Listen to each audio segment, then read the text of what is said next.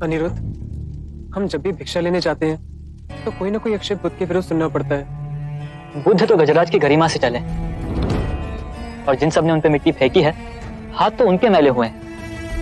तुम्हें स्मृति है कि वैशाली के ब्राह्मण पर बुद्ध ने कितनी सरलता से उत्तर दिया था। आप विरोधाभास की बात करते हैं। आप पुनर्जन्म को मानते हैं, परंतु आत्मा को नाकारते हैं। यदि आत्मा ही ना होगी तो पुनर्जन्म कैसे होगा?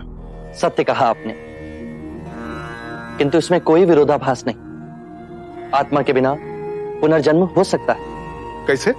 आपने आम का फल देखा है? यदि उसकी गुठली को हम धरती में गाड़ दें तो वो पुनः आम का वृक्ष बन जाती है, जिसपे कई आम आते हैं। तो ये आम का पुनर्जन्म हुआ ना? आप निराशावादी हैं। हे आर्य, आपका प्रथम सत्य यह है, सर्वम दुखम दुखम, सब दुख है, जन्म दुख है, मरण दुख है, जीवन दुखों से भरा हुआ है। यह निराशावाद नहीं है तो क्या है? सत्य कहा आपने, किंतु प्रथम आर्यक सत्य के पश्चात मैंने दूसरे आर्यक सत्य में कहा दुख का अंत है। दुख के अंत की बात करने के लिए मैंने दुख की प्रथम बात की।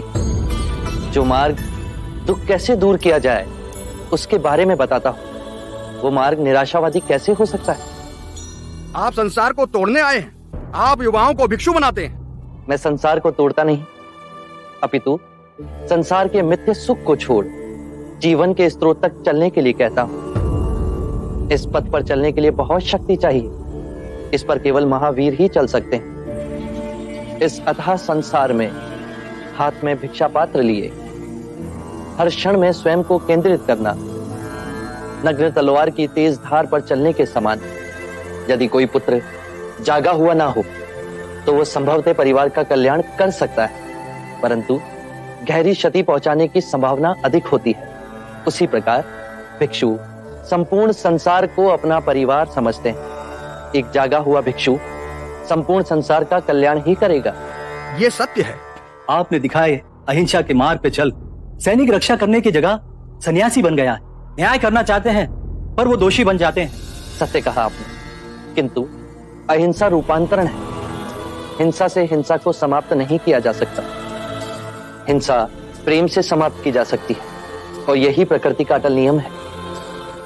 हर मनुष्य को मृत्यु से भय लगता है, और यही भाव आप सबके अंतर में देखेंगे तो हिंसा का परित्याग स्वयं ही आपके अंतर से हो जाएगा।